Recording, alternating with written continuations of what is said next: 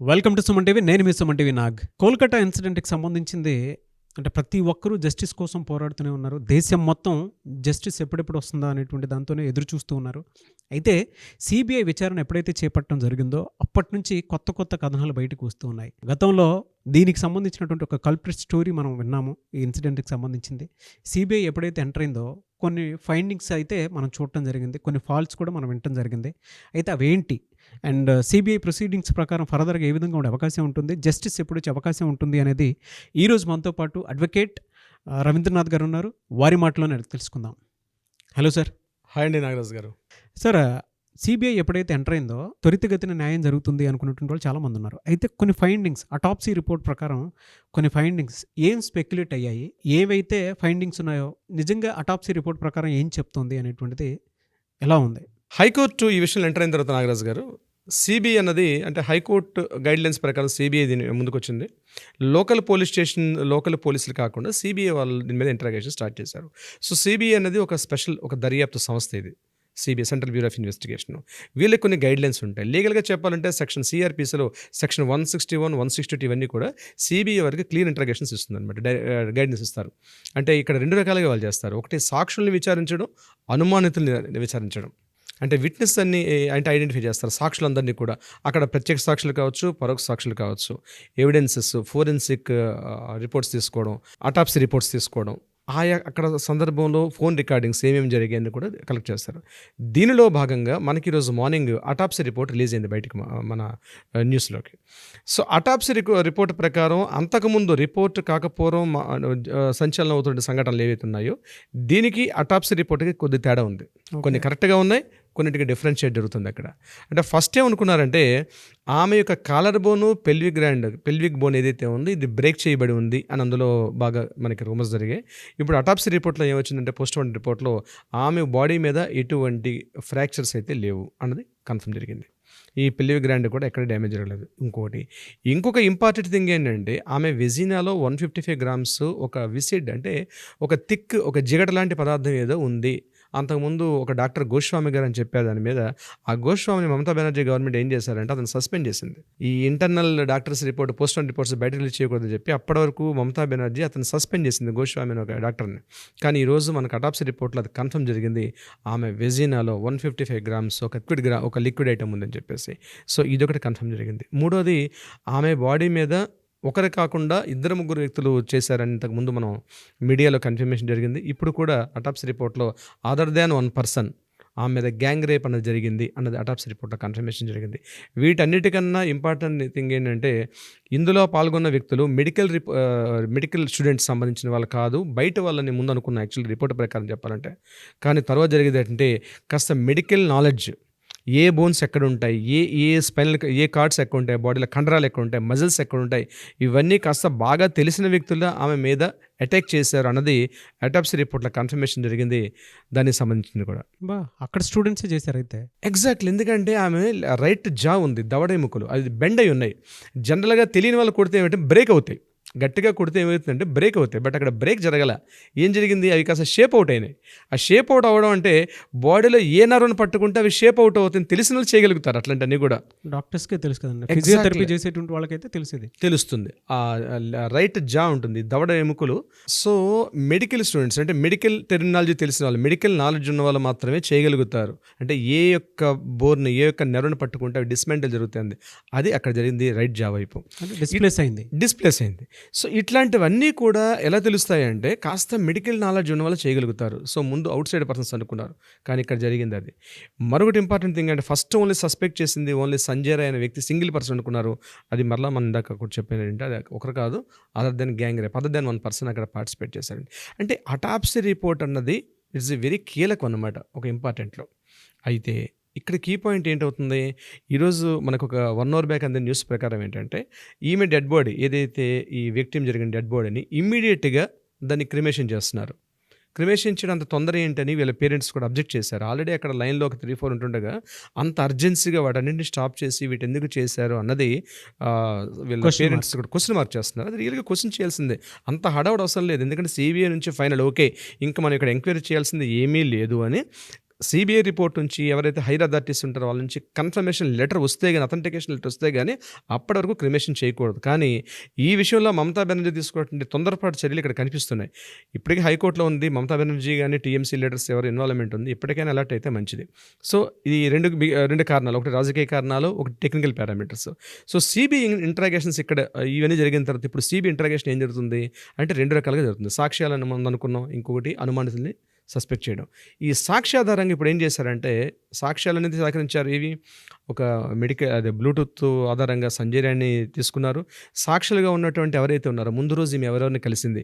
ఇంకొక important thing ఏంటంటే నాగరాజు గారు, ముందు రోజు సాయంత్రం 4 to 5 o'clock in between Sandeep Ghosh ఛాంబర్కి ఈమె వెళ్ళి మాట్లాడి వచ్చినట్టుగా కొంతమంది సాక్షులు చెప్తున్నారు మీడియాలో. అది ఎంతవరకు సిబిఐ ఇంటరాగేషన్లో కన్ఫర్మేషన్ జరుగుతుంది. సెక్షన్ 123 ప్రకారం సిబిఐలో వాళ్ళకి హక్కు ఉందన్నమాట. అంటే డైరెక్ట్గా ఎవరినైనా వాళ్ళని పిలిపించుకుని వాళ్ళు ఇంటరాగేట్ చేసే రైట్ ఉంటుంది. సాక్షుల్ని కానీ సస్పెక్ట్ చేసే వాళ్ళని కూడా, సాక్షులు ఈ రెండు కూడా నివేదికలు డిఫరెంట్గా నమోదు చేస్తారు వాళ్ళు. ఇక్కడ ఈరోజు మధ్యాహ్నం అరౌండ్ 4:30, 5 o'clock ఆ సమయంలో 4 మెడికల్ స్టూడెంట్స్ని ఇంటరాగేషన్ తీసుకెళ్లారు. అయితే ఆ ఇంటరాగేషన్ తీసుకెళ్ళింది అది ఎవిడెన్స్గా తీసుకెళ్లారా లేదా సస్పెక్ట్గా తీసుకెళ్లారన్నది మనం తెలుసుకోవాల్సిన అవసరం ఉంది. అది కూడా రిపోర్ట్స్ రేపు వస్తాయి దీనికి సంబంధించింది. ఇక్కడ సిబిఐ వాళ్ళు చేసే ఇంటరాగేషన్ డిఫరెంట్గా ఉంటుంది నాగరాజు గారు. ఎలా ఉంటుంది సార్? అంటే వాళ్ళు ఒక క్వశ్చనర్ తయారు చేస్తారండి బిఫోరే. ఏదైతే ఈ ఇన్సిడెంట్ జరిగిందో ఈ ఇన్సిడెంట్ మీద ఒక 3 members అంటే హైయర్ సుపీరియర్ పవర్స్ ఉన్న వాళ్ళు ఏం చేస్తారంటే ఒక క్వశ్చనర్ ఫామ్ తయారు చేస్తారు. అంటే ఈ విషయంలో ఏం చేశారంటే 32 questions తయారు చేశారు వీళ్ళు. ఈ 32 questionsని కూడా ఇండివిజువల్గా ఒక్కొక్కరిని ఛాంబర్లో పిలిచి డిఫరెంట్గా అడుగుతారు. ఏ టైంకి వచ్చారు, మీరు మార్నింగ్ అక్కడ సీసీ ఫుటేజ్ ఆధారంగా మార్నింగ్ ఈ టైంలో మీరు ఇక్కడ ఎందుకున్నారు అని ఒక్కొక్కరిని ఇండివిజువల్గా వాళ్ళని 32 questions వేస్తారు. వాళ్ళని ఏం కొట్టరు తిట్టరండి. వాళ్ళని 32 questions క్వశ్చన్ చేస్తారు. ఈరోజు మనకు తెలిసిన న్యూస్ ప్రకారం 32 questions రైజ్ చేశారు వాళ్ళు. ఆ 32 questionsని అడుగుతారనమాట. ఒక్కొక్కరిని ఇండివిజువల్గా అడుగుతారు, తర్వాత 4 గ్రూప్లో పెట్టి అడుగుతారు. వీళ్ళు ఎక్కడైనా తేడా కనిపిస్తుంటే అవన్నీ కూడా రికార్డ్ చేస్తారు. అవన్నీ కూడా వాళ్ళు మాట్లాడినవన్నీ కూడా వాళ్ళు బాడీ లాంగ్వేజ్లో హెడ్ టు టో వరకు మొత్తం చూస్తారు. బాడీలో ఏవైనా నెర్స్ కానీ మూమెంట్ అని ఆ క్వశ్చన్ అడిగేటప్పుడు దేనికి వాళ్ళు నెర్స్ ఫీల్ అవుతున్నారు, దేనికి ఏ రకంగా రియాక్ట్ అవుతారు, దీన్ని లై డిటెక్టర్ టెస్ట్ అంటారండి. అక్కడ ఒక కెమెరా చూస్తుంటుంది, ఒకటి ఉంటుంది. ఆ లై డిటెక్టర్ టెస్ట్ ఎలా ఉంటుందంటే that is the wave length of the signals అనమాట. అంటే మనం మాట్లాడుతునేటప్పుడు మన హార్ట్ బీట్ ఎలా ఉంది, మన పల్స్ రేట్ ఎలా ఉంది, ఇవన్నీ వాళ్ళు అక్కడ కంపేర్ చేస్తారు. ఈ లై డిటెక్టర్ టెస్ట్ కూడా వీళ్ళ 4 మీద చేస్తున్నారు. వీళ్ళతో పాటు సంజయ్ రాయ్ మీద కూడా చేశారు. ఎందుకంటే తను ఇంట్రాగేషన్ చేసినప్పుడు ఇక్కడ 2 రకాలు ఉంటుంది. ఇన్వెస్టిగేషన్ వేరు, ఇంట్రాగేషన్ వేరు. ఇన్వెస్టిగేషన్ ఆల్రెడీ జరిగిపోయింది, ఇప్పుడు ఇంట్రాగేషన్లోకి వచ్చింది. సిబిఐ సెకండ్ స్టేజ్లోకి వచ్చారు. ఇంట్రాగేషన్ స్టేజ్లో సంజయ్ రాయ్ చెప్పినటువంటి ఏదైతే కథనాలు ఉన్నాయో అతను ఫస్ట్ చెప్పినటువంటిది సెకండ్ డే చెప్పిన దానికి, థర్డ్ డే చెప్పిన దానికి 2 రకాల తేడా ఉంటుంది. ఇక్కడ సిబిఐ కీలకంగా చేయాల్సింది ఏంటంటే వీళ్ళకి హైకోర్టు నుంచి క్లియర్ ఆర్డర్స్ ఉన్నాయి. ఏంటంటే విత్ ఇన్ 3 days టైం ఇచ్చారు. అంటే సిచ్యువేషన్ జరిగిన టైం నుంచి 3 daysలోగా ఇంట్రాగేషన్ కంప్లీట్ చేయాలి. లేకపోతే అక్కడ ఎవరైతే సస్పెక్ట్ చేయబడ్డాడో ఇతను కోర్టు నుంచి ఒక ఆర్డర్ తీసుకున్న రైట్ ఉంది. అంటే నాకు ఇంట్రాగేషన్ ఇంత చాలా ఎక్కువైపోయింది, నాకు జ్యుడిషియల్ కస్టడీలో తీసుకోమని చెప్పి అడిగే రైట్ ఉంటుంది.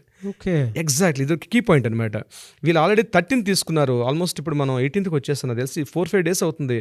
బట్ హైకోర్టు స్టడీగా ఉంది. ఇప్పుడు ఏ మినిట్ అనేది జ్యుడిషియల్ ఎంక్వైరీలోకి వెళ్ళింది అనుకోండి, సాక్ష్యాలు తారుమారే అవకాశం ఉంటుంది. అంటే ఏంటి జ్యుడిషియల్ ఎంక్వైరీ అంటే ఏంటి, అక్కడ ఒక అడ్వకేట్ జనరల్, అడ్వకేటో, public prosecutor in front of దాని ముందు జరగాలి సిబిఐ వాళ్ళు. అంటే సిబిఐ వాళ్ళు వాళ్ళకు కొంత ఆ పవర్స్ తగ్గవు. ఐ మీన్ వాళ్ళు వే ఆఫ్ ట్రీట్ చేసే విధానంలో కొంత వేవ్ లెంత్ తగ్గుతుందండి.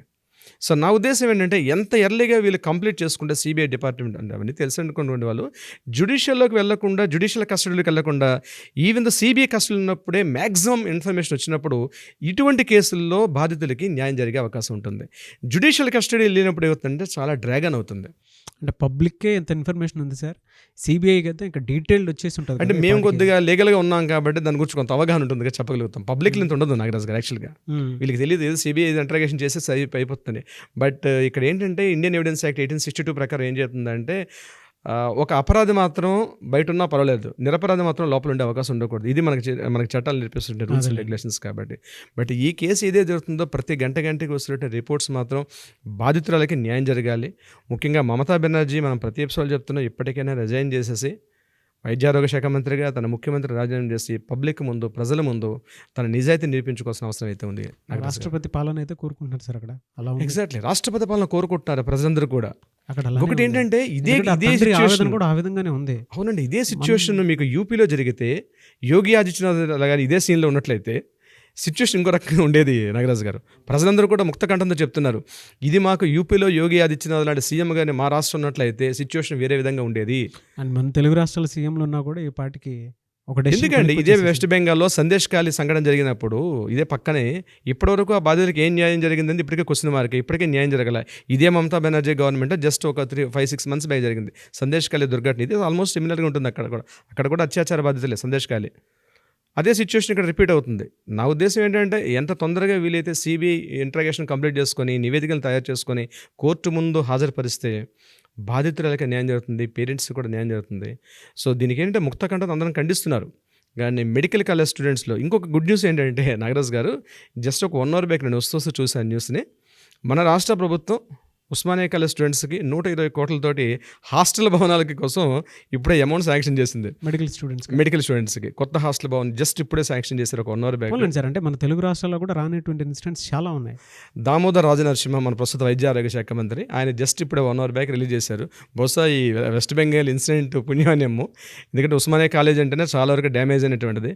మొత్తానికి ఏదైతేనేమి సోషల్ మీడియా అయితేనేమి ఈ ప్లాట్ఫామ్స్ వల్ల ఈరోజు మన తెలంగాణ విద్యార్థులకు కూడా మెడికల్ కాలేజ్ స్టూడెంట్స్కి ఉస్మానియా మెడికల్ కాలేజ్ స్టూడెంట్స్కి 121 కోట్లతోటి రేపు 24వ తారీఖు నాడు శంకుస్థాపన కోసం ఆయన ఇప్పుడే ప్రెస్ నోట్ రిలీజ్ చేశారు. Very good sir. అండ్ ఎవరైనా సరే అండి ఇలా తెలుగు రాష్ట్రాల్లో తెలుగు కాలేజెస్లో ఏదైనా జరుగుతూ ఉంటే డెఫినెట్గా మీరు సుమన్ టీవీని అప్రోచ్ అవ్వచ్చు. కింద కామెంట్ బాక్స్లో అయినా సరే మీ కాలేజ్లో జరిగేటువంటి ఇన్సిడెంట్స్కి సంబంధించిందైనా సరే మీరు డీటెయిల్స్ ఇవ్వచ్చు. లేదు అని అంటే డెఫినెట్గా మిస్టర్ నాగ్ అఫీషియల్ 1 అని నా ఇన్స్టాగ్రామ్ ఐడి ఉంది, దానికి అయినా సరే మీరు అప్రోచ్ అవ్వచ్చు. లేదంటే సుమన్ టీవీకి సంబంధించినటువంటి అఫీషియల్ మీరు ట్విట్టర్ త్రూ చెప్పొచ్చు, లేదంటే ఇన్స్టాగ్రామ్ త్రూ చెప్పొచ్చు. లేదు అని అంటే మీకు డైరెక్ట్ సుమన్ టీవీ మీతో పాటే ఉంది, ఎలా అయినా సరే మీరు అప్రోచ్ అవ్వచ్చు. Thank you sir. ఏదైనా న్యాయం జరగాలని మాత్రం త్వరగా జరగాలని మాత్రం కోరుకుందాము. ఎప్పటికప్పుడు అప్డేట్స్ మనం మన సైడ్ నుంచి అయితే అందిస్తూ ఉందాము ఏం జరిగింది అనేటువంటిది. తప్పనిసరిగా నాగరాజు గారు.